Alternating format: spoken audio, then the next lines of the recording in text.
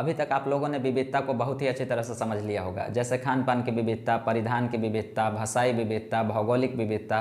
तो इन सारी विविधताओं को समझने के बाद अब आइए समझते हैं कुछ प्रमुख त्यौहार के बारे में, यानी इम्पोर्टेंट फेस्टिवल के बारे में। तो देखिए इसके बारे में क्या समझाया जा रहा है, ध्यान से समझिए। भारत त्योहारों का देश है।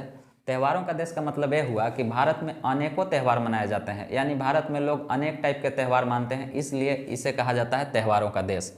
दिवाली, होली, दुर्गा पूजा, ईद, क्रिसमस जैसे त्यौहार तो प्रायः समूचे देश में मनाया जाता है। मतलब ये जो कुछ त्यौहार हैं इसे पूरे देश में मनाया जाता है। जैसे में दिवाली हुआ, होली हुआ, दुर्गा पूजा, ईद, क्रिसमस, इसे लोग पूरे देश में मनाते हैं। और दुर्गा पूजा पश्चिम बंगाल में तो बहुत ही फेमस है।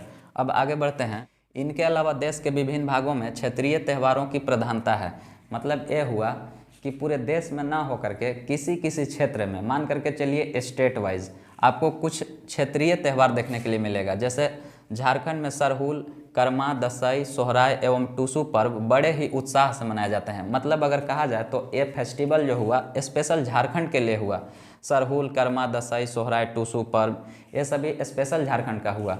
अब देखिए इसके साथ ही यहाँ के कुछ इलाकों में मंडा पूजा का भी परंपरा है। मतलब कुछ कुछ क्षेत्र में मंडा पूजा को भी मनाते हैं।